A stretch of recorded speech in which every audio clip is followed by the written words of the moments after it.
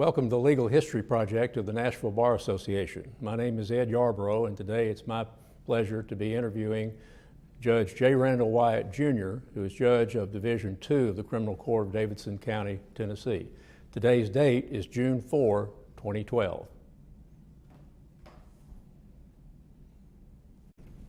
Testing, 1, 2, 3, testing.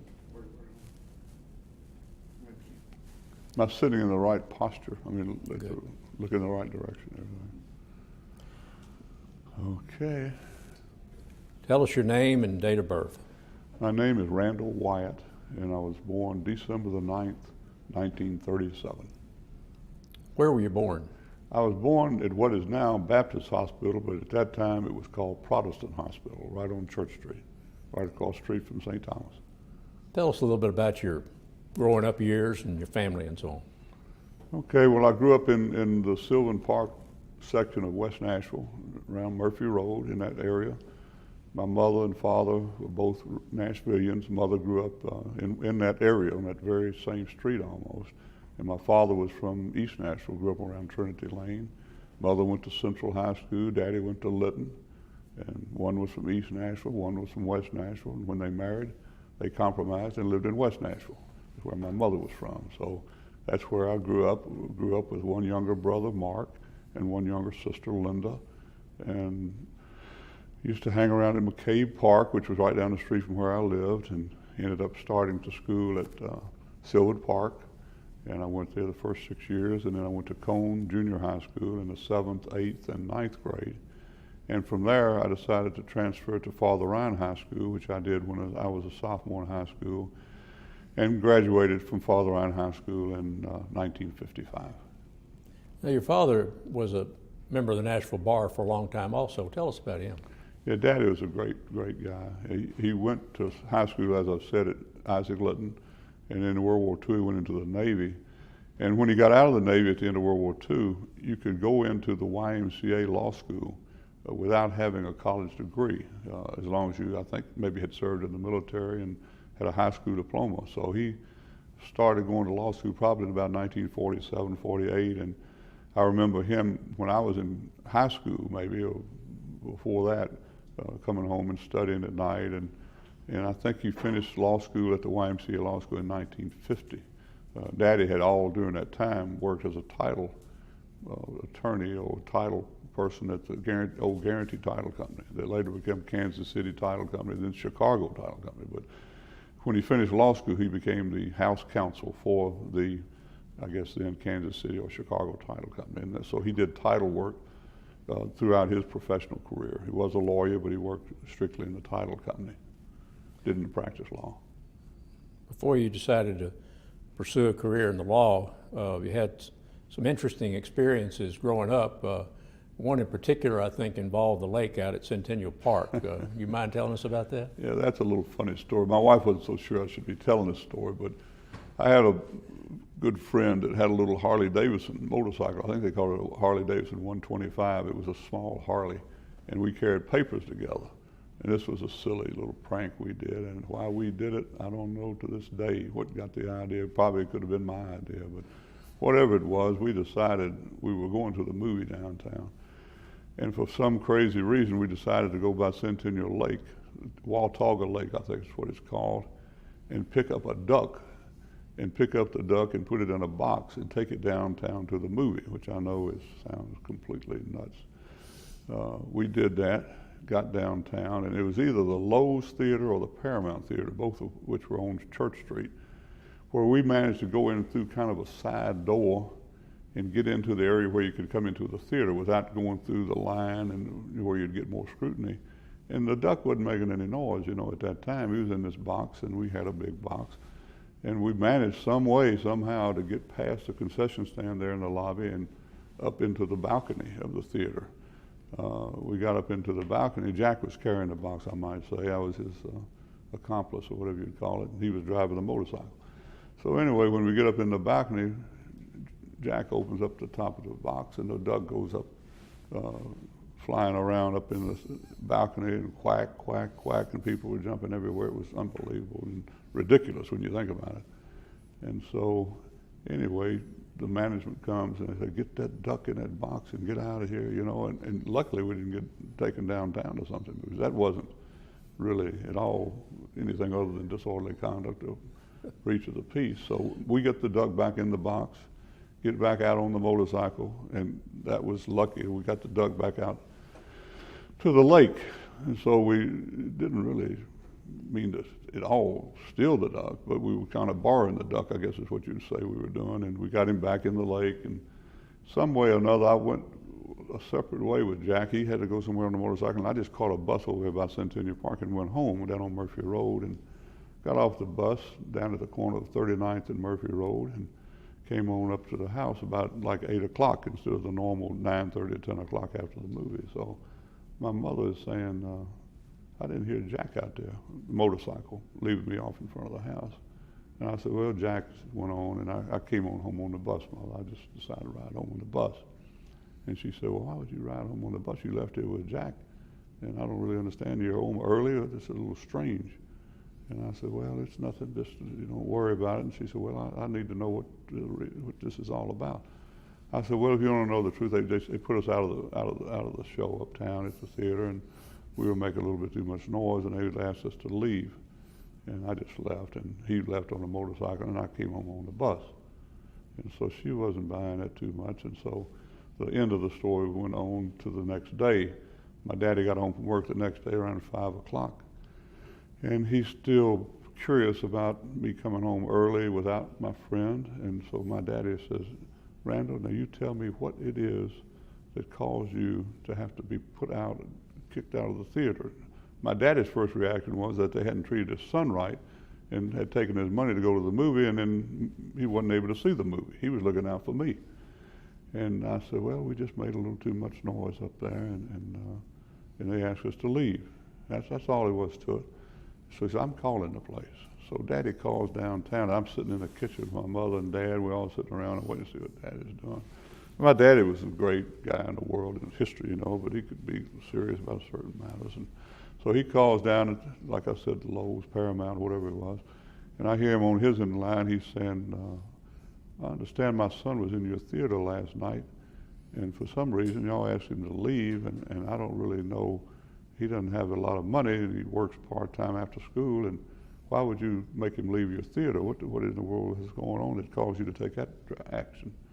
And then I hear Daddy go, bought a duck in the show, with a real funny look on his face, and the guy must have said, yeah, this and that and the other. And so instead of my daddy and mother hitting the ceiling like I expected them to do, they didn't condone it. I would think it was a smart thing to be doing, but they almost got some humor out of it in a way. I mean, they couldn't believe he's listening and trying to take up for me, and then he's learning that his son had brought a duck from Centennial Lake into the movie theater downtown, causing quite a stir with people jumping and crying and screaming out and hollering. And so that was my little duck story from Centennial Park. Now you were We later, got the duck back. The duck was safe and sound, you know, right back there swimming in the lake out there. You were later in the FBI. Did this ever come up on your background? Never came up. I kept that duck under wraps, so to speak, or in a box. Or that duck incident never came up anywhere else. Well, you were a lucky duck. Right. When it came to that. I think so. I don't think Mr. Hoover, who was the director of the FBI during the years I was there, would have appreciated that duck incident. He was a pretty strict disciplinarian. I don't think he wanted any agents that were taking ducks and downtown. You mentioned a part-time job. What were some of your jobs growing up? I did a lot of different jobs. I worked, I had paper routes. That was this guy, Jack Story was his name. He was from West Nashville, went to Cone, and we carried papers together. I worked at a truck line after school. When I later went to Father Ryan, Mr. Webby, Jack Webby Sr. had a truck line. He's Vincent Webby, a lot of you know, is a member of the Nashville Bar's uncle, I think it is. And they had a Mohawk motor lines down on Palmer Place.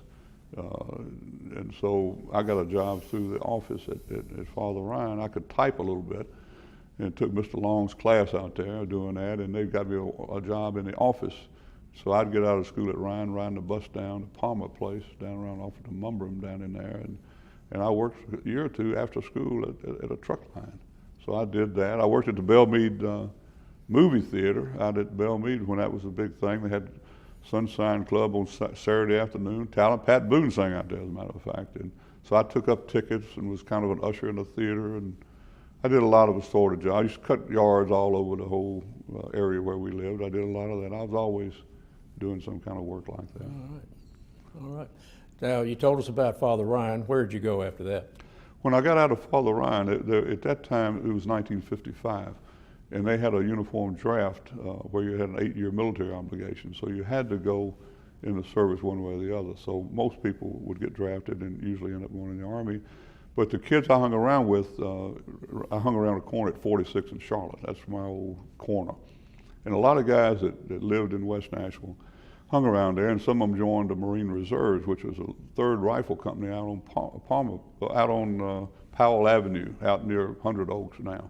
And they had a reserve outfit. So a lot of us would go to meetings out there on Monday nights. So when I got out of high school, in June of '55, myself and a guy named Frank Pierce, who's since died, he was a homicide detective here in Nashville after he got out of the service.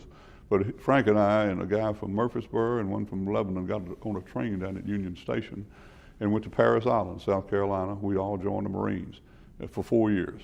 And so that was after Korea, about a year and a half or 2 years after Korea. And that was all in the recent past. And so that's what we wanted to do. And so I went in the Marine Corps and stayed 4 years. It was peacetime during that time. I went to Paris Island, Camp Lejeune, Norfolk, California, Japan, and ended up at a little Marine barracks up here a lot of people don't even know about, called Clarksville Base. It was at Fort Campbell Military Reservation, but it was a small Navy and Marine detachment that was really operated out of Sandia Base, which is in Albuquerque, New Mexico. It was Armed Forces Special Weapons Project, so it was guard duty is what it was. And we never knew what we were guarding up there. They called the place the bird cage. It was a highly classified, highly secure place. And we would every now and then have convoys from Clarksville Base, where the Marine Guards were and the Navy run it, over to Campbell Air Force Base, and they would ship stuff down to Sandia Base in Albuquerque. And we would never know, exactly what it was, but we had our suspicions that it was maybe nuclear warheads or some sort of stuff like that. It was really, really strict. I didn't know the place existed until I got my orders. I was in Japan, Iwakuni, Japan, and I got orders to report when I left there, which I was there about 16 months, to come back and report to the Marine Barracks, Clarksville Base, Clarksville, Tennessee. So that's where I ended up finishing up my 4-year tour. A lot of lawyers have military background. What do you think about the idea of young people having military experience? Do you think that helps with a legal career? I think it does. And I was talking to somebody about that yesterday. I went to a little softball game one of my granddaughters was in. I sat with a guy who had been in the Navy, and we were talking about that very subject. He went in, he was a little younger than me, but went in like I did, and there was some military obligation. And I think it's really, really good for you. In fact, I always have credited the time that I spent in the Marine Corps, particularly the summer of '55 that I spent at Paris Island, as giving me something that allowed me to get through college and law school. And when I was in Vanderbilt Law School, it was the first year especially, it was pretty hard, and I was working at night on the police department, and the whole 7 years I was. But I think that time, the 4 years I spent in the Marine Corps, or Navy, or Army, or whatever I would have been in, gives you a little bit more maturity, and actually helped me very much, I think, in having the determination to get through college and law school the way I did it.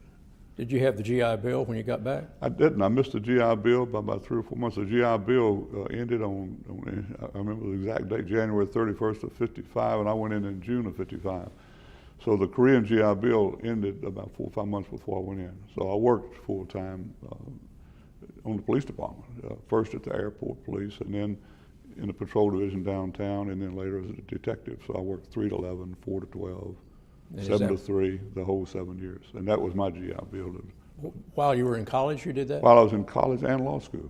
Where were you in college? I was in college, it was then called Middle Tennessee, State College, now MTSU. And so we drove back and forth every morning to Murfreesboro. I got my bachelor's degree from MTSC, and I never spent a night in Murfreesboro. I mean, I would have liked to probably, but I was going back and forth. I'd change clothes out on Murfreesboro Road and put my uniform on and go to work usually 3 to 11, 4 to 12. So I would commute, me and 3 or 4 other guys that were doing kind of like I was doing. were working in Nashville and going to school at MTSU. So full-time work and full-time school. Yes, definitely so. Yeah, I did that for 7 years. Tell us how you got on the police department and a little bit about the first weapon that you had. That's a good. Can I drink a little water here? Sure. Okay. It was a funny way I got on the police department. You wouldn't do it now. But when I got out of the Marine Corps in '59, I didn't know exactly what I wanted to do. And so my mother had gone to high school at Central High School with Ben West, who was the mayor at that time. Nothing like this would happen now. I mean, there's so much more organized or professional or whatever way it is now about going through screening and, academy and all this stuff. But in those days, it's still that way to some extent, but it's just not quite as obvious. But in those days, politics had a lot to do with getting jobs with the old city of Nashville then, Metro now. And so Mother, like I said, had gone to school with Ben West at Central. And our councilman was a guy named Wesley Dixon, who was a councilman in West Nashville in the neighborhood we lived in. And he was a friend of my mother and father. And so Mr. Dixon and my mother and me went downtown to the mayor's office to meet Mayor West for an interview and to meet the mayor. I'd just gotten out of 4 years in the Marine Corps, and that's where I went next. And so we went in to have an interview with the mayor to see if there were any job opportunities that I might be interested in. So we go in and I meet the mayor, and he's friendly and good and speaking nice. My mother back years ago in high school. And so he said, son, or kid maybe. He called everybody by the same little name. He said, what kind of job are you interested in? I said, Mr. Mayor, I said, I'll be honest with you, I've been in the service 4 years. I don't really know exactly what I would have qualified to be able to do out here. And anything you might suggest, I'd be listening to it, be interested in. He said, well, would you like the idea of maybe being on the fire department? I said, well, not that much, I don't think. And he said, well, what about working in waterworks or gas company or different type of jobs like that? I said, I don't really think so. And he said, well, what about member of the police department? And I said, I don't know, Mayor West. I said, I really appreciate you talking to me like this and offering me these opportunities. I never did think too much about being a police officer growing up where I grew up in the neighborhood I did. And I don't know. He said, well, we've got an opening now at the airport police. They have about 10 or 12 police officers working at the Old Berry Field, which is the airport, 2 airports ago here in Nashville, run off Donaldson Pike. And he said, we just had to let somebody go out there, and there was not but 10 or 12 guys work out there. They're assigned to the airport. And I say, well, that don't sound so bad. I'm thinking, that I'm single and just out of service, and airline stewardesses and all kind of different things might be out there at the airport. So I said, well, that might not be too bad of an idea. He said, well, let's just think about that. Let me call Mr. Hooper. So he called Jimmy Hooper, who was the airport superintendent. And he said, I got a young man, just got out of the military, and he could be interested in that job. He's got an opening out there, I know. Yes, sir, I do, Mr. Mayor. So anyway, I go out and meet the man at the airport, Mr. Hooper, and he hires me. So that's how I got the job as an airport police officer, by going downtown to meet the mayor, which you couldn't dream of being. I mean, I couldn't make that up. That's just the way it was. And so in those days, you had to furnish your own pistol, and you had to buy your own uniform. So it just so happened to see how, to use an expression Carl Dean did in his mayor's election, it's all connected. Wesley Dixon worked at Birkin Company, which was a clothing store, men's store down on Church Street between, I think, 4th and 5th maybe. It was across the street from the Princess Theater, used to be down in there. So anyway, Mr. Dixon worked down there, and that's where you bought your uniform. So it just so happened that he works in the council, and he also furnished the uniforms of the whole police department. So I go down there and get my uniform through Birkin Company. But then I had to have a pistol. So I didn't have a pistol, and my father knew in West Nashville a man named Wendell Smith. Some of you still hear of him now, Wendell Smith Liquor Store and restaurant down on Charlotte, around 53rd and Charlotte. So that's my old neighborhood background. So he gets a hold of Mr. Smith, he was a nice man, and wanted to know his son's going on the police department and he needs a pistol. And so Wendell apparently tells my father, well, tell him to come down here and see me. I got an old pistol I took him down here for some way, and he might can use it. So I go down there and see Wendell Smith, and he's got a .38 pistol on a 44 frame, nickel plated, and it's a great big pistol. You know, it looked like nobody now knows who Hopalong Cassidy is, but in those years there was a movie guy named Hopalong Cassidy. It reminded me of the gun he had, you know. But it was So he said you can borrow this gun, and when you leave the police department or whatever else, if they start furnishing you off, they did later, then you can just bring it back to me. So that's how I got my pistol, is from Wendell Smith in West Nashville, that he just loaned to me. That was that great big pistol, nickel plated. That's how I got started. I went to work at the police department, airport police. I didn't go through any big training. I may have gone out and did some, you know, qualifying with the pistol, and a few brief classes, but it wasn't like it is now where they have a police academy. There was just 10 of us who worked at the airport, which was an interesting job, and I met some really interesting people working at the airport. Later on, in '63, I think, that would have been the summer of '59, later on in '63, the Metro government came in, and so all of us were transferred from being airport police to the regular Metro Police Department. So then I ended up in the patrol division, working in South Nashville and other assorted places, and was still going to, by that time I was in Vanderbilt Law School. But the airport police officer job was interesting because of some of the people I met working there, which was quite an interesting experience. What was Vanderbilt Law School like in the mid-'60s? It was really, really tough. I started the Vanderbilt Law School in the fall of 1962. When I went to college and then law school, that was an interesting arrangement that you could do, and I took advantage of it. You could go to college, which I did at MTSU for 3 years, and when you got to the point where you were qualified to be a senior, and I went up there in the summer where I got all my hours in and was going to be a senior, you could go to Vanderbilt Law School as what was called a senior in absentia. And so that saved you a year. And so my first year at Vanderbilt Law School, which was in September of 1962, I was a first-year law student, and I was also in my last year of college. That's the reason my degree from MTSU is close to law. I got my degree from MTSC, it was really, when I was really actually finishing the first year of first 3 semesters of law school. So, but to answer your question, law school was really, really hard.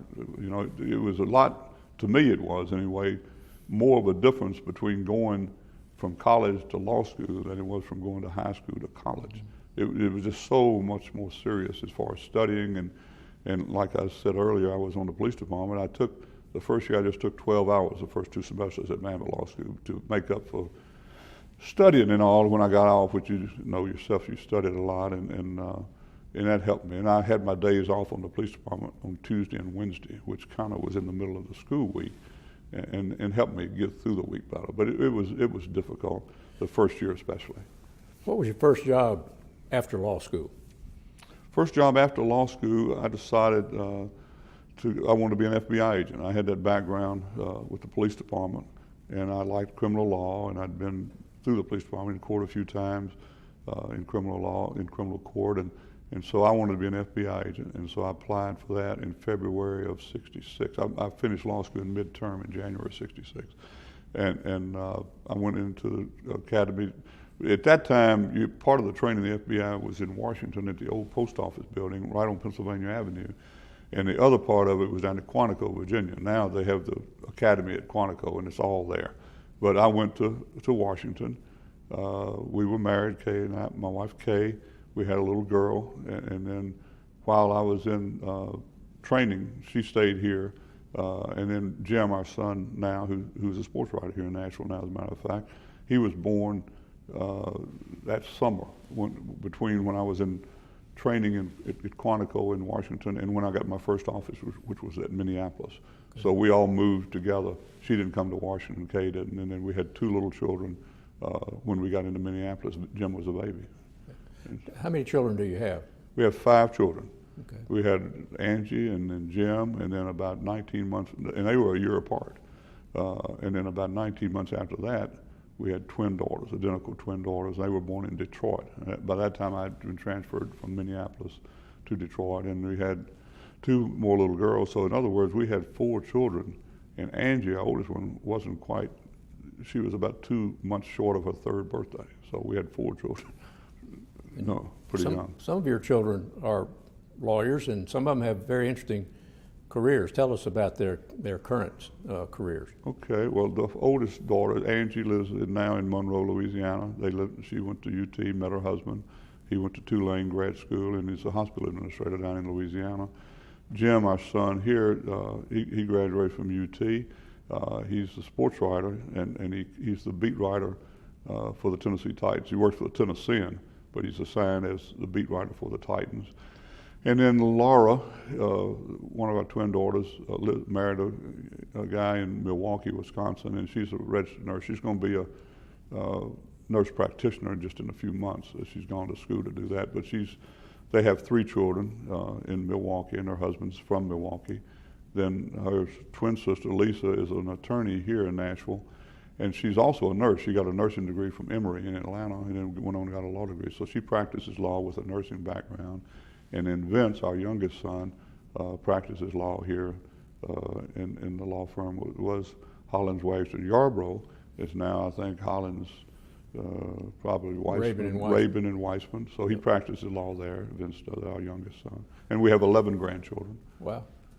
So you have lawyers and nurses. Where's the nursing coming from? That comes from Kay, my wife, and that's how I met her, as a matter of fact. She was a nurse. She went to St. Thomas School of Nursing and worked at St. Thomas. And it's funny how we met. She worked after that at Red Cross. And during the 60s, I guess it would have been somewhere around 63, 64, right? Or it was 63, because I remember I met her right before President Kennedy was killed. We were dating when that happened in Dallas. But she was working at the Red Cross down on West End at that time. And they had something then called a Sabin pill that people took to avoid having polio, I think is what it was. And you went in Red Cross and they gave you the pill.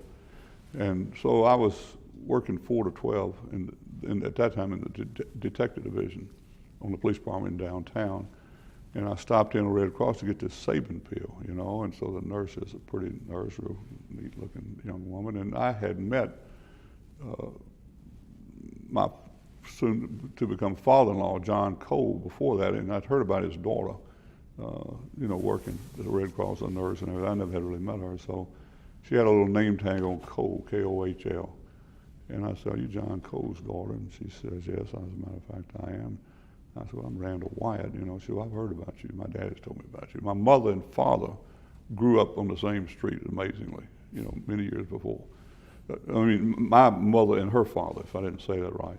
And so that was a funny history back there. And anyway, I called her, I had a date. That would have been in the summer of 60. It was during a football season, because I was on the way to town. I'd been watching a pro game.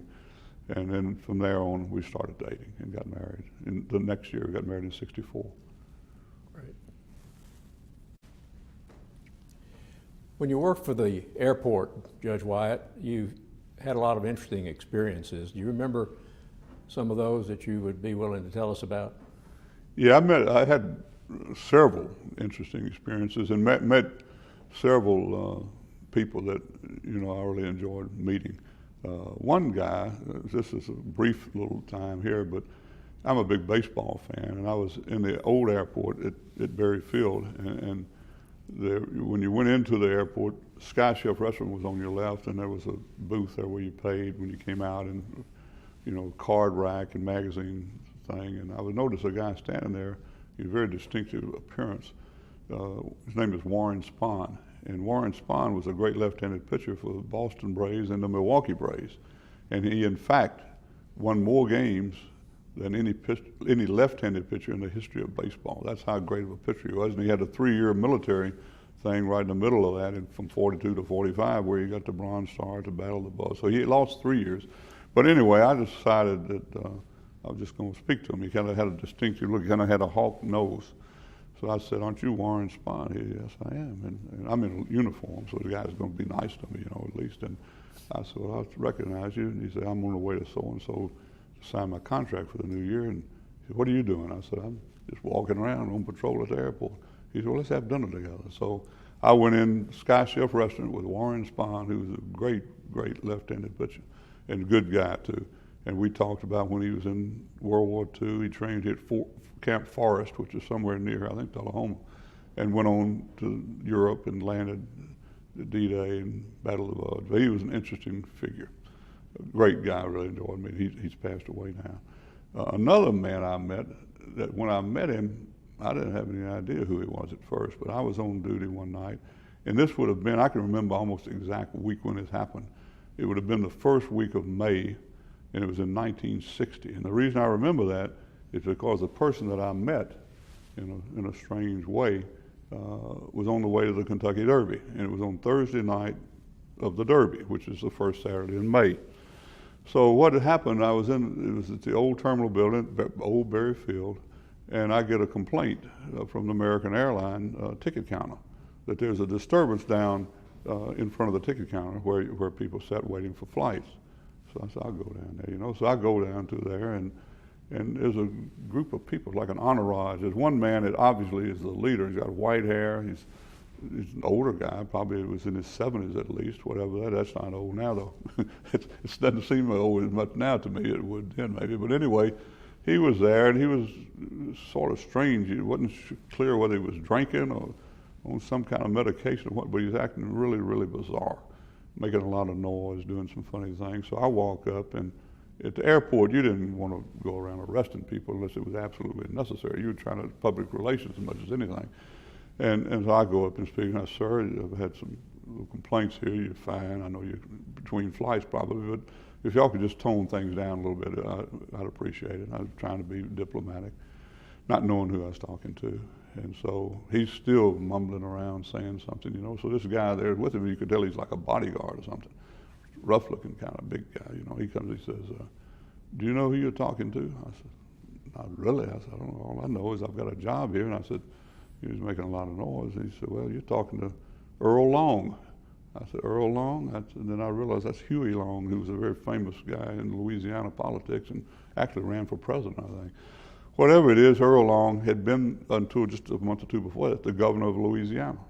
So the guy proceeds to tell me, this Earl Long had, he's just left to be the governor of Louisiana. He's very prominent, and he's on the way to the Kentucky Derby. You don't need to be saying anything to him. I said, well, I'm not trying to say anything to him. I said, I'm just trying to, do my job here. And he said, well, he's with his party. And then I happened to notice this real exotic-looking woman, you could tell she was either an exotic dancer or some person that would be catching your eye, made up real heavily and this and that, somewhat attractive, but, of a certain type.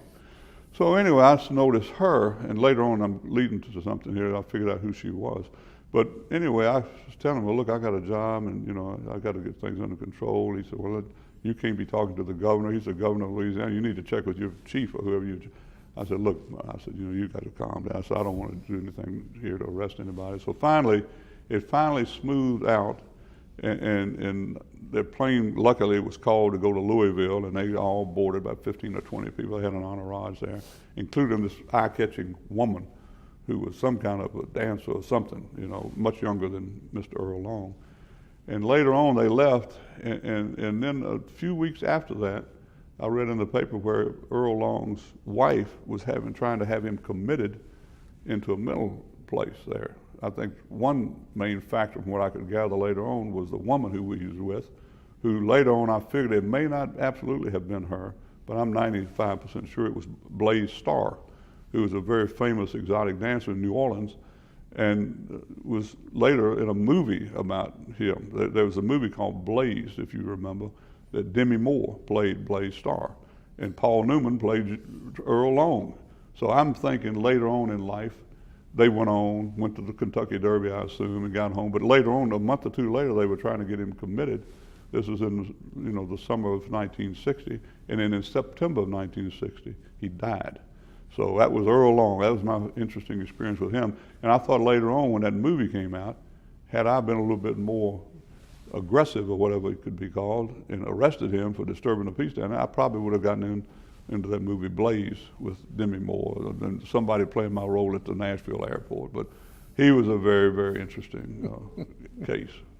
So that was the Nashville airport. There's many, many, many, many things, but those two stand out in my mind. What about the FBI years? What were the highlights? I don't know. I think it was the years of Mr. J. Edgar Hoover, and he was a very strict disciplinarian, and they were good years. It reminded me, the FBI does and did, of the Marine Corps a lot, because a lot of guys that were in the FBI had been in the Marine Corps, and it was the same kind of discipline and same sort of accountability and all in those two groups. And so I went to training in Washington, in Quantico. I had taken the bar before I went into the FBI, and I didn't know yet my results. I got them when I was in Quantico, Virginia, as a matter of fact, the results, which is another story, how that all came out in the newspaper and different things. But whatever it was, the training was good. And then I got my first office in Minneapolis, and I worked in Minneapolis on what was called the Fugitive Squad, and then did a lot of things that first office agents did. So, and I really, really liked Minneapolis, Minnesota. It was great. We had, the work was good. The agents that I worked with were all really, really good. And it was a year of the Vikings getting started up there. I had some buddies, we'd go out in the snow and go to the games. The Twins had a good team in those years, and so I liked sports. So I stayed there about 14 months, and I had some interesting work that I did. And then I got orders to go to my second office, and that was Detroit. And there's some good things about Detroit. In fact, the year we were there, 1968 was one of the years, they won the World Series. They had a great team, and so that was fun to go to Tiger Stadium. But they also had something else 1 month after we got there, and that was the famous Detroit riot, which was in the summer of '67. And that was pretty rough situation. We were living in Dearborn, which is out a little bit away from Detroit, but I would go to work every day in downtown Detroit and worked on some interesting deals. In fact, one of them was a situation where some police officers were charged with killing about 5 or 6 people at a place called the Algiers Motel, and it was a highly publicized incident. And they brought the FBI in and all that, and then other matters that I worked primarily criminal. I worked on the organized crime squad, and I worked there for about 14 or 16 months, and liked it. But then we had twins when we were living in Detroit. We already had those 2 younger children, and Tom Shriver, who great man, who was the district attorney here, and John Hollins, who you also know, put a word in for me through my father knew John, and John's a great trial lawyer. And so anyway, I got an interview with Tom Shriver, and even though I liked the FBI very much and went into it as a career, I was older than most young guys just out of college. I had 4 years in the service and everything. I was either going to be in Detroit or be in maybe New York on the kind of work I was doing or something like that. And I just decided to come back. I had an offer to go to work in the district attorney's office here in Nashville, and decided I was going to bring my family and myself back here. And that's what, in 1968, I came back home and went to work in the district attorney's office. You passed the bar in '66. Yeah, took it in February of '66. And so 2 years later, you're back in Nashville, an assistant district attorney general, right, working for Tom Shriver. That's right. About 2.5 years later, I did. What was that office like in '68? It was good. It was good because of him and because of the people that I worked with. When I went to work for Tom Shriver, I didn't really know him before that. John Hollins was working for him as a part-time assistant. He was probably the lead, trial attorney, one of them, if not the one. And Tom was a good guy. Tom had a real kind of, I don't want to use the word laid back, but he had a real easygoing way about him, the way he ran his office. He was very good to people and so forth, but he let you do your own thing. And so I came into the district attorney's office and met so many good people there. And I remember you as a young student assistant before you went to Vietnam, when you were in Vanderbilt Law School, and just so many other people that I had met, friends there. And so those were good years. I worked there from '68 really until '74, although I took about a year or so and I left and was a legal advisor to the police department. I was teaching school during all this time, by the way, when I was in the district attorney's office at Aquinas College. I taught there 23 years from '69 to '92 at night. So I had a connection with the police in teaching at Aquinas, and then ended up being a legal advisor for a year over there. Now, you had an interesting experience early when you became an assistant DA with a trial in criminal court, and then same defendant on a General Sessions docket.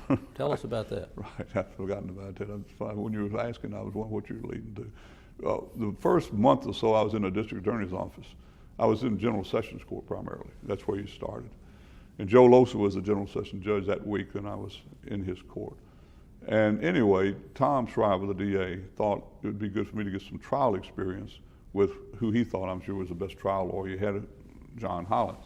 And so John Hollins was trying a case. I still remember the defendant's name. It didn't hurt to say it now. I don't think it's so many years ago. His name was Billy Summers, was the defendant's name. And Billy Summers was charged with first-degree murder in the death of his girlfriend. And it was a domestic kind of situation, getting out of a cab or something in words and so forth. And anyway, to make a long story short, Billy Summers shot and killed his girlfriend, I guess is what it would be.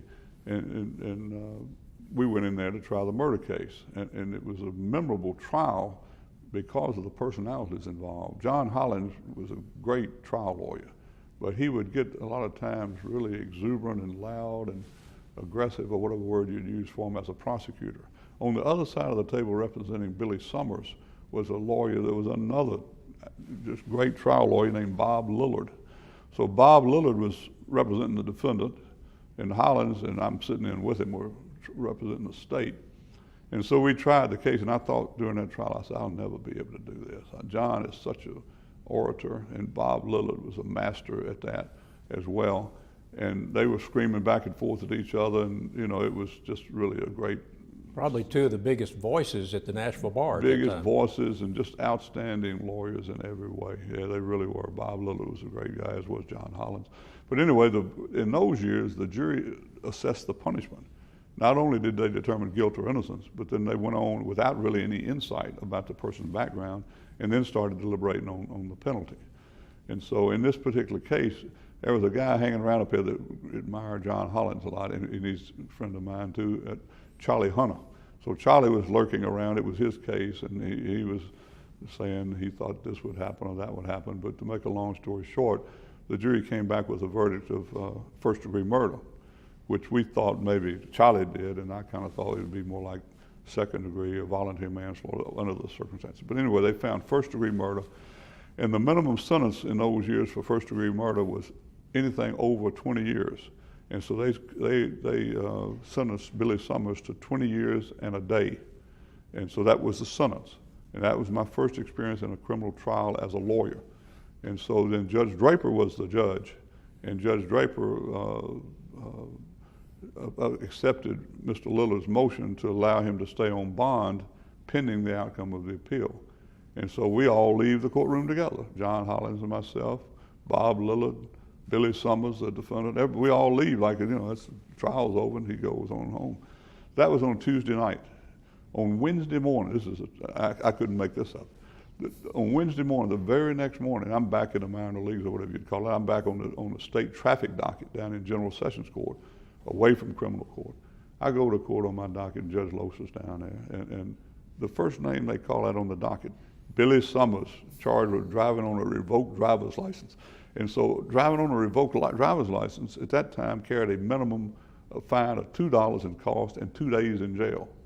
So Billy Summers, this same guy that had gotten out on bond the night before on a first-degree murder charge, he's found guilty before Judge Losa. They carry him off to jail on a revoked driver's license charge. So I think he gave him 10 days.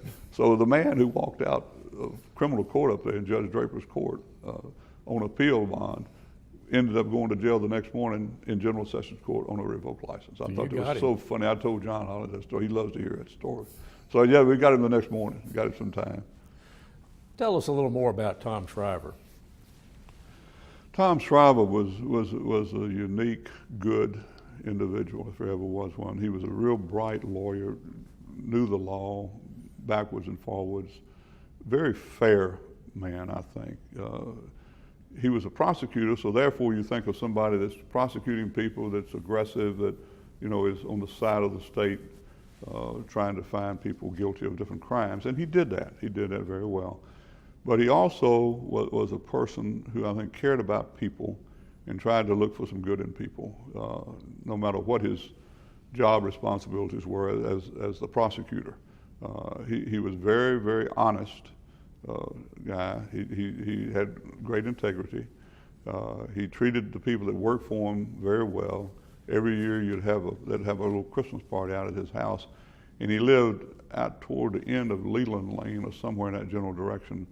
I know the name of the street, but I can't think of it. It was way up on a hill, and all the assistants and the lawyers would be out there. And Villa Crest. Yeah, Villa Crest, and he had a beautiful view out from his house. And he had a good way. I was in a serious car accident in December of 1970. I was in the process of transitioning from the DA's office to be the legal advisor to the police department, and he was so kind to me and my wife and children. We had 4 children at that time, all very young. And so I spent some time in the hospital, and there were some issues that came up about the insurance coverage and all, and he went out of his way to just look out for Kay and our family and helped us. But that was just the kind of guy he was. He had a good heart and cared about people that worked for him, cared about people in general, and was a good man. Now, in 1974, Judge, my office was right next door to yours, up there on the 2nd floor of the Metro Courthouse, and you had a rather unusual and lengthy visit from a couple of members of the Nashville Defense Bar, and they wanted to ask you about doing something. Can you tell us what went on in that meeting? Yeah, I think what you're talking about is 2 things it could be that you may be referring to. What I believe you're referring to is you're talking about before General Sessions or before criminal court? General Sessions. This would have been when we were DAs. Well, at that time, there was a lawyer that was going to run for General Sessions Court named Dan Garfinkel. That's the story you're talking about. So he and George Farris, who was his partner, came by to see me, and everybody knew Dan Garfinkel was going to run for General Sessions. There was a man named Weber Earthman who had been appointed a year or so earlier, and someone was going to run against him, and it was going to be Dan Garfinkel.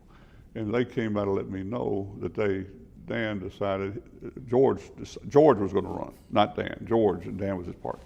George was going to run for that, and he had been a Metro councilman and had some political background and everything. And he decided he just didn't want to be a judge. He didn't want to be General Sessions judge, and would I consider doing that? And so I made 1 or 2 phone calls. I called my father first and foremost, talked to a couple of the people, maybe talked to Hal Hardin, Ed Yarbrough, a couple of people that I had confidence in. And I decided, not having been in politics at all, to get into the Democratic primary. And so I ran in May of 74 for General Sessions. I was fortunate to win the Democratic primary, and then ran in August in the general election. So that was how I got started. It just developed suddenly. I had no political aspirations, never had been much involved in politics, but with people I'd met over the years, they all got behind me, and that worked out. And then 8 years later, that term ended, and something else happened that caused you to make a change. What was that? Right. What happened then was I had, by that time, 8 years later, thought I'd like maybe to be a criminal court judge sometime. That was my background and so forth. But I wasn't going to run against any of the incumbent judges. Judge Draper, by that time, was 82, 83 years old.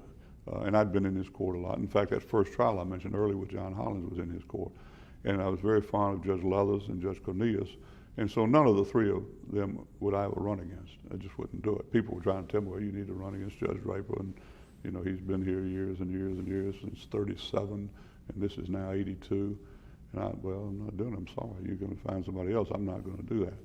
And my understanding, I hope it's okay to say this, but I understand there were 3 lawyers that went to see Judge Draper to talk to him about what might happen if he ran again, even though they knew I wasn't going to run.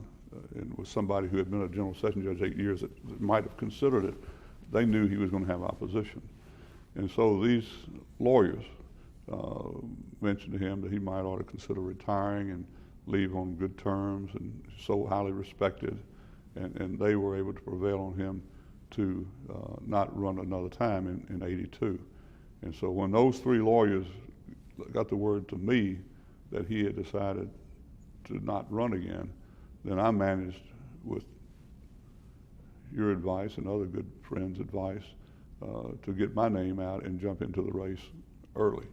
And so Judge Draper announced his retirement on a Saturday morning in the Tennessean, that he was going to retire, and then on Sunday morning I managed to make my announcement to run for criminal court. And so luckily, or whatever way it was, whether somebody didn't want this particular job or what, no one qualified to run against me. So that's how I went into criminal court. On the three lawyers, who I remember every one of their names. I don't know whether it's appropriate to say it here now or not, but I think it was Walter Kurtz, and I think it was Joe Binkley and David Raven, maybe, who was assigned to Judge Draper's court at that time. They weren't there on my behalf so much, I don't think, although it led to be a good thing for me, as much as they were out of great respect they had for Judge Draper and knowing that another election wouldn't be good. But I still give them credit for causing them to maybe arrive at his decision, and then that opened the door for me. Now, I don't want to embarrass you, but you've always gotten extremely high ratings on the bar poll, newspaper polls, and all of the polls that ask people questions about judges. And yet, your background, police legal advisor, police officer at the airport, police detective, FBI agent, assistant district attorney, you've never been in private practice. True. So how did you become such a respected judge for fairness and demeanor and so on without ever having represented a defendant? That's a good question. I think a lot of people had that question when I was running and first, because they knew that background you're talking about. But not to, try to say such good things about myself, but I think even those years you're talking about, where I was a police officer, FBI, assistant DA and all that, I tried to have sort of an even-handed approach to things.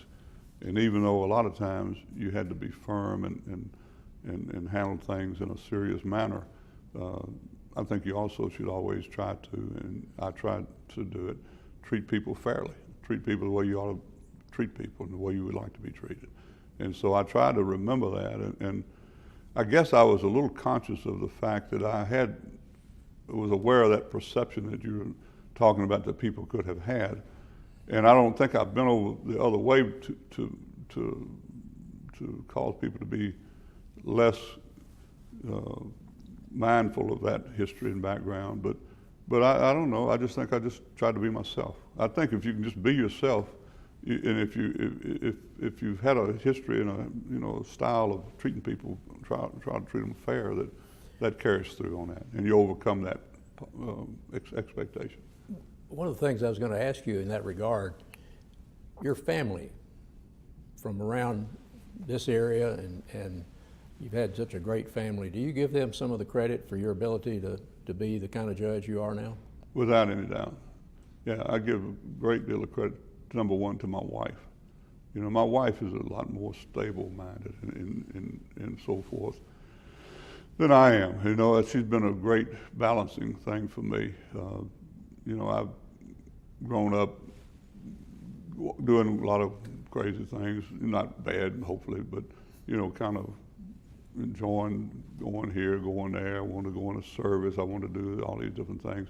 And she's a lot more steady and frankly, a lot more,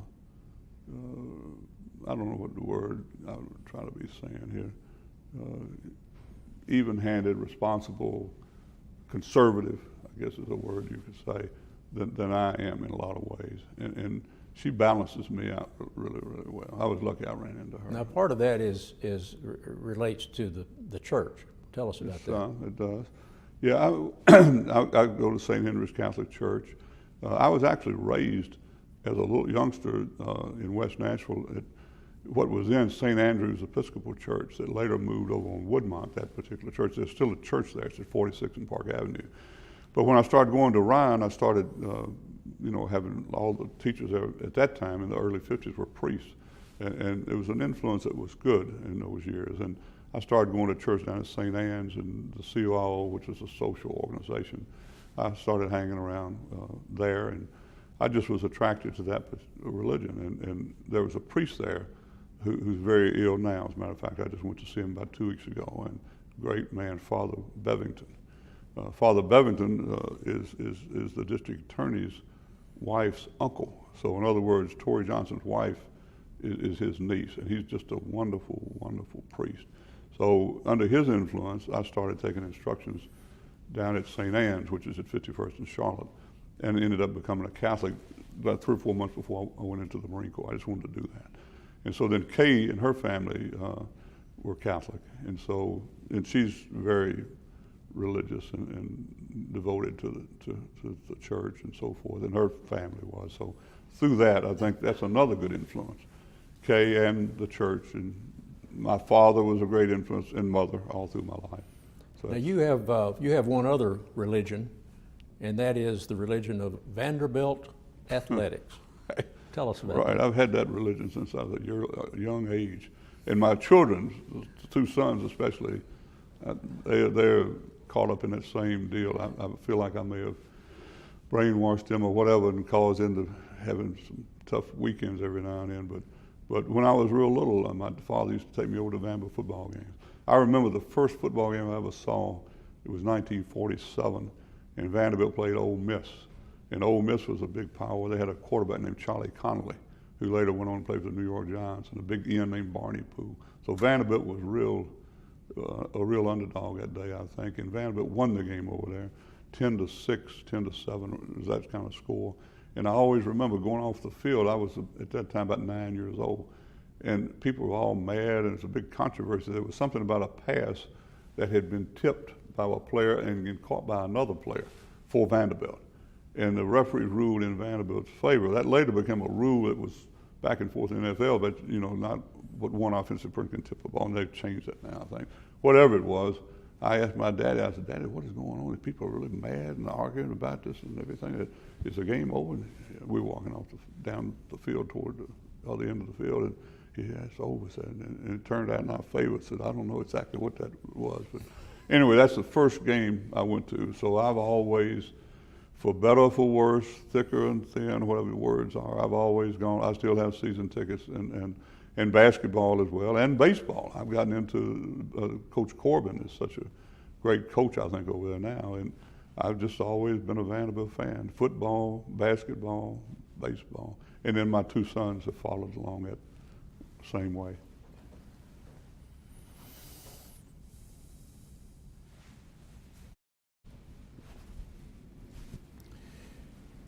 You've been a judge now almost 38 years, and it all started back in '74 with that visit that you had from the lawyers.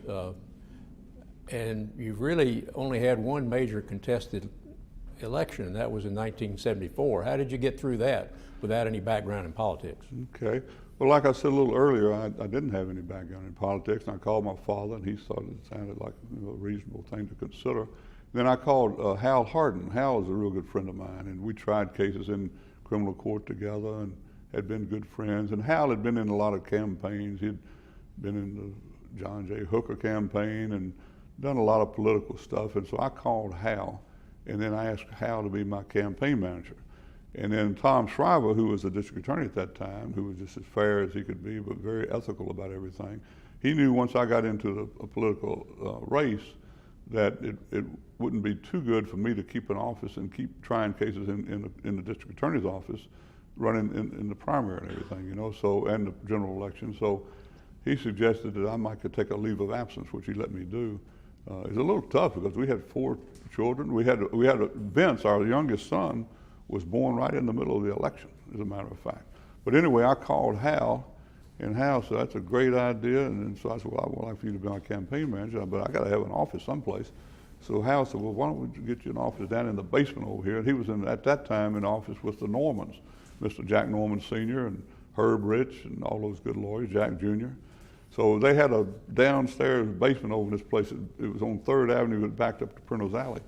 So I set up my office down in the basement, and Jack's wife at that time had a brother that was in the circus business, and his name was Eddie Zucchini, the Flying Zucchinis, and he did bookings for stuff, so for different amusement shows. But anyway, my office in the summer of '74 was down in the basement. I was supposed to be, I guess you could say I was practicing law in the Norman Law Group, but I wasn't really doing anything but running for election. But Eddie Zucchini would come in every morning whistling down there. He whistled all the time, but he was a good kind of guy. He was Jack Jr.'s wife then, and so anyway, that's where I run my office. So Carolyn Hazelriggs was Hal's secretary, and she was instrumental in my election. Hal was, you were, and I guess the way I ran that election is just people that I'd known in the police department, the guys I had worked with in the DA's office, and then the lawyers that approved of my election. But that's how I got started. It was very amateurish to begin with. I had no idea what I was doing. All I knew is I had to go from morning until night and go everywhere you could go. Somebody had told me that Estes Kefauver had said famously somewhere along the line, run like you're always one vote behind. So I said, that makes sense to me. So that's what I did. I'd be at a police roll call every morning, every midnight. I didn't miss any roll calls. I'd be at, I remember one morning I was at a DuPont and they were changing shifts at like 6 o'clock in the morning, and it was kind of funny. You were just meeting people that come in off of work and going to work, and there were several judicial races going on, and so we were giving out cards and getting people to work. So there was a guy that was running against Judge Doyle. His name was W.B. Hogan. He was an interesting character himself, and I'll keep this brief. But anyway, some guy was coming out, he'd give him a card, I'm W.B. Hogan, and the guy started saying, well, you guys come out here every 4 or 8 years, and never see you again. You don't. So W.B. was an old Marine himself, and he's kind of aggressive type of guy. He chases a guy out of the parking lot. I'm thinking to myself, I don't think that's the right approach in a political race, to be getting almost in a fight with the guy because he had the audacity to question his sincerity or whatever it is he was doing. So anyway, I did everything. I just, every morning, every night, I was gone. I'd meet people wherever they say meet. There's going to be something over here, you need to be over there, over here and there. And so anyway, I had some good advisors. Hal was a good campaign manager, and you were a very good supporter and treasurer or whatever you were at that time too. You've always had a knack being around the right people when it comes to politics, and you had a young assistant public defender in your court up in Division II criminal court back in the day. Tell us about him and what he went on to do. Okay, I think who you're referring to is Carl Dean, who is now our mayor. I had another one, Bill Purcell, who was also in our court.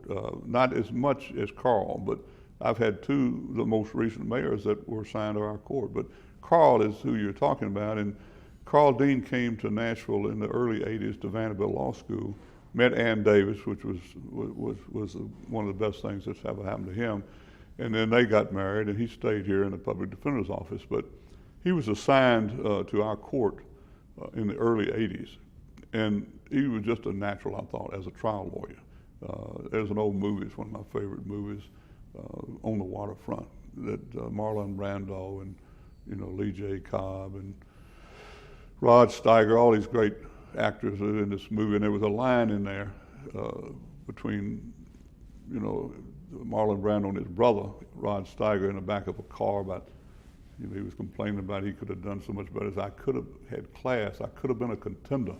And so that line, I could have been a contender, kind of reminds me of Carl Dean. And when I first saw him trying cases in front of a jury, I'm thinking to myself, sitting up on the bench up there, this guy could be a contender.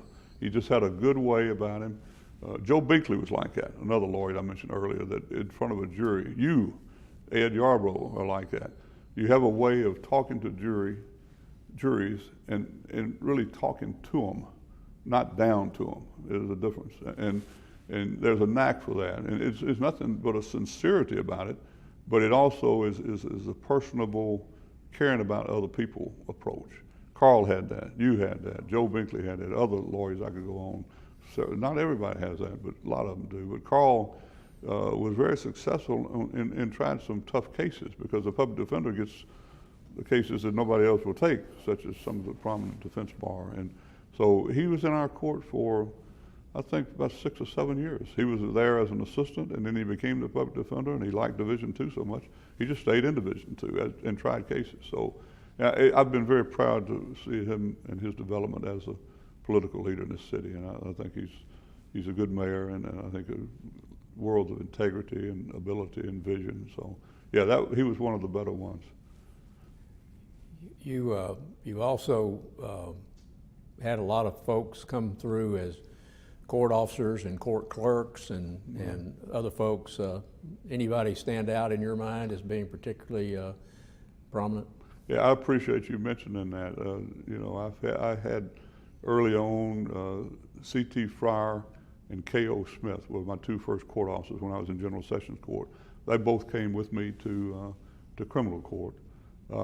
And then after that, I had James Utley was such a great man and had a good way about him. And there's just so many court officers that, they've all been good to me. I think your brother. My brother for a while. My brother was laid off. He was with USF&G, and he needed some employment. I had some questions about that in my mind about whether I should hire your brother, and I wrestled with that and talked to my father and talked to different other people. And so that was kind of a touchy issue about whether you would hire your brother, but he was just great.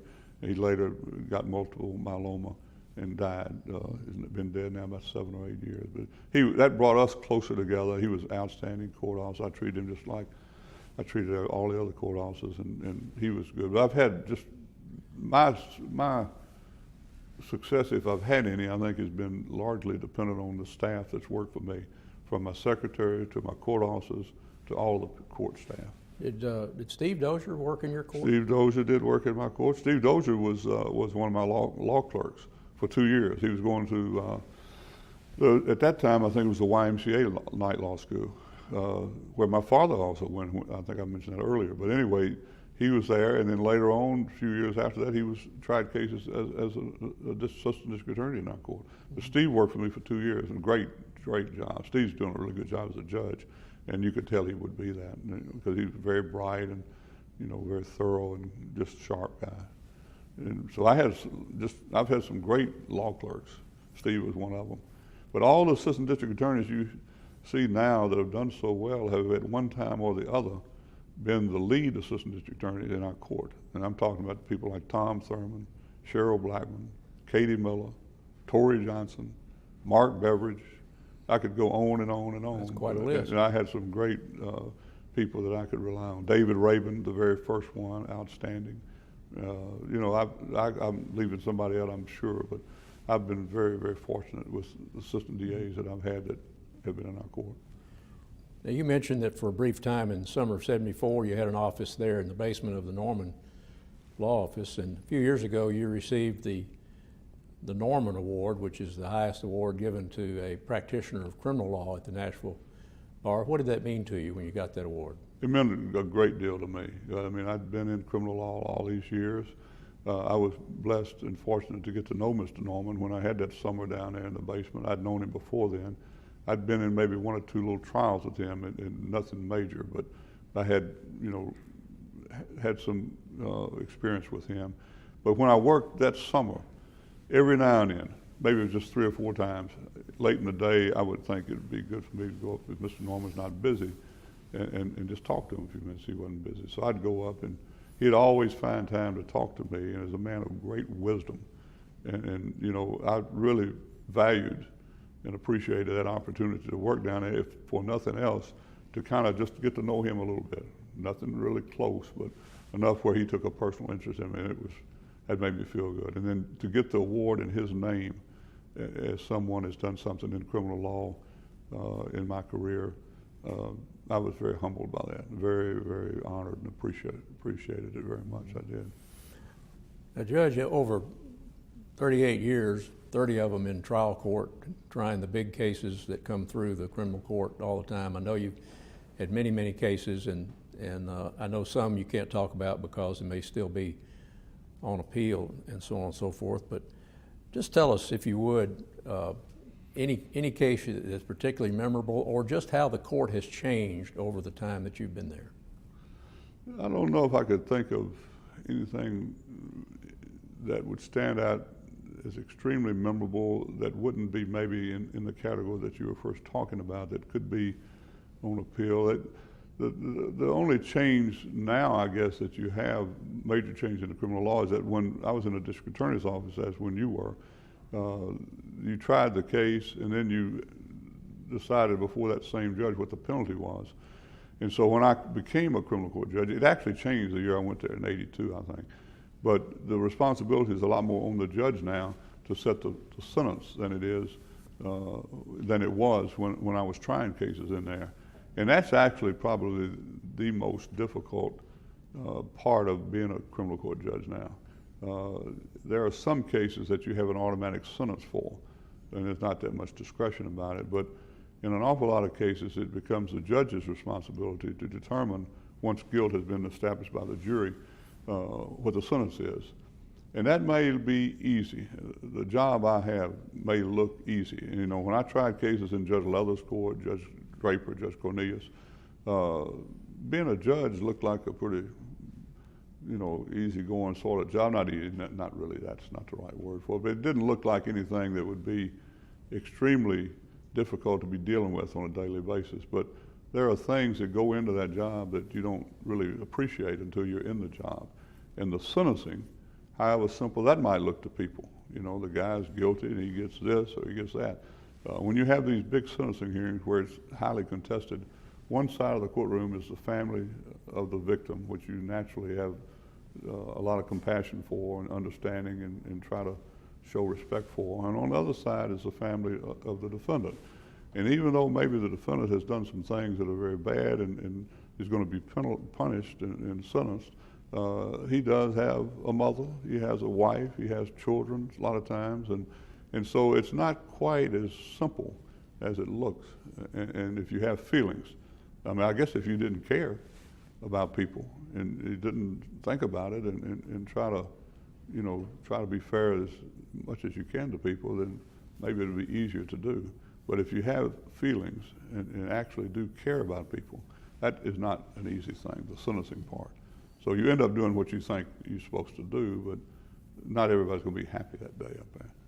Now, one of the things that's happened in recent years that some lawyers will be familiar with is the lack of a lot of jury trials in the civil court.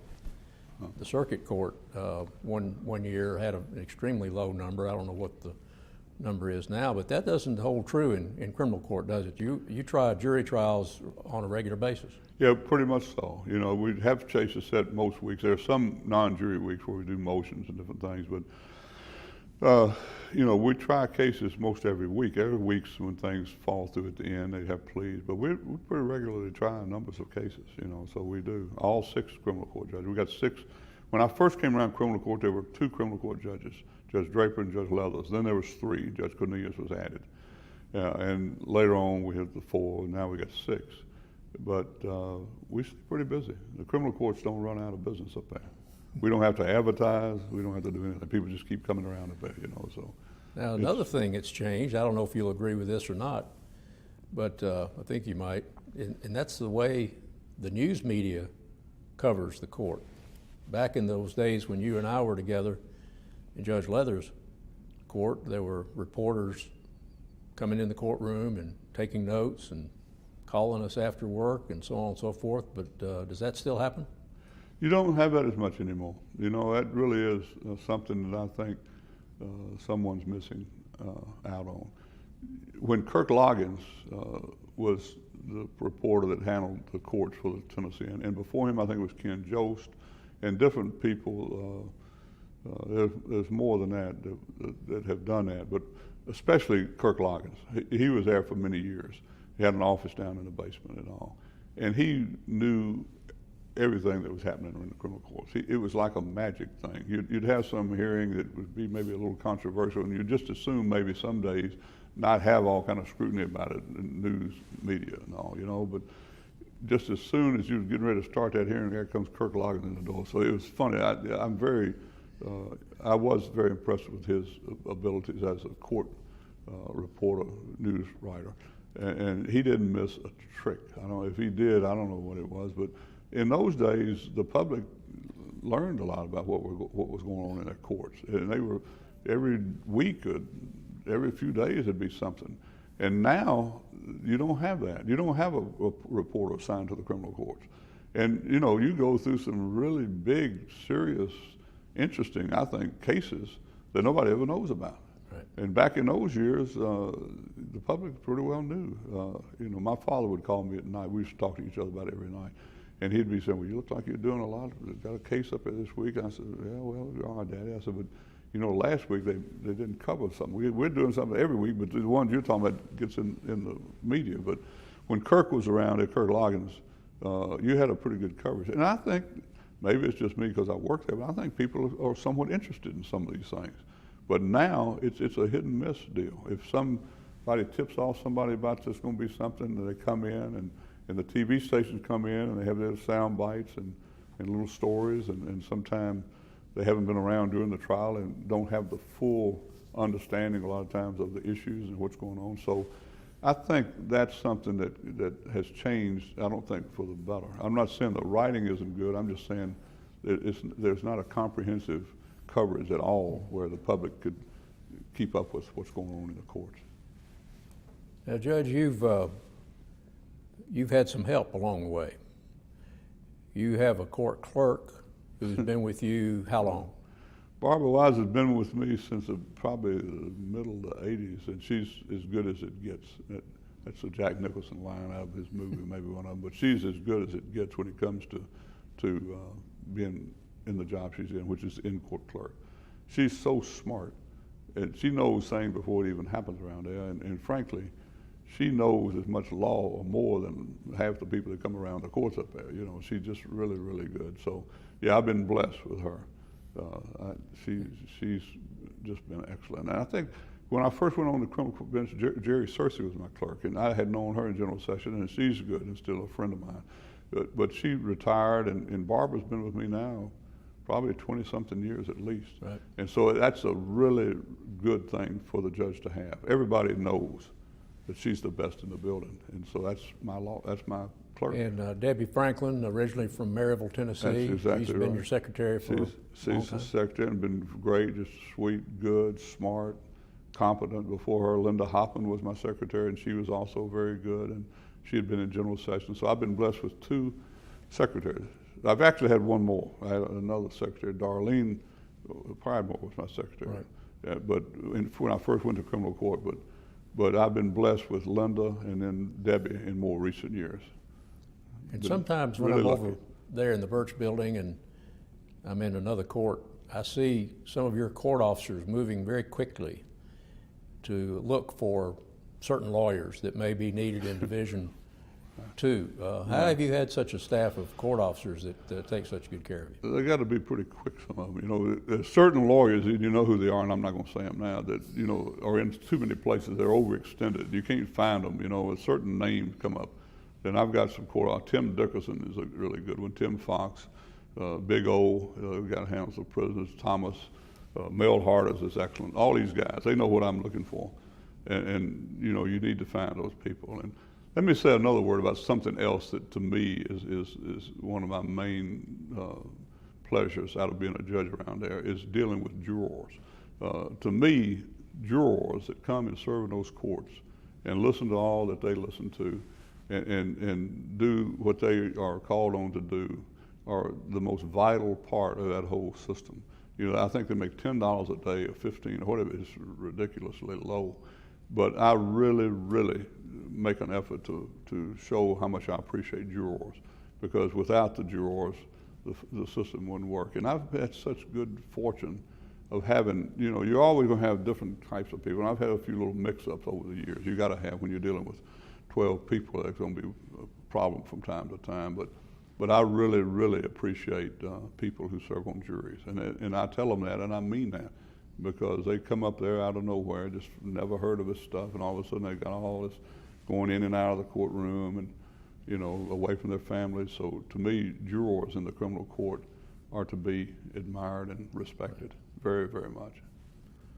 Well, Judge, we've covered a lot of things here, but of course I'm sure there are many things that we've left out. Is there anything that you can think of that the folks in the History Committee or the Bar Association would be interested in knowing about your career that we've not mentioned? I think you covered it very, very well, and it's been an interesting years. It's been a very interesting time. Since I got out of service in 1959, I've been around that area for all that time. I went on the police department in 59. This is 2012, and I've either been a police officer, DA, whatever, you know, judge all these years, and you know, it's been a rewarding, it's been a very satisfying career.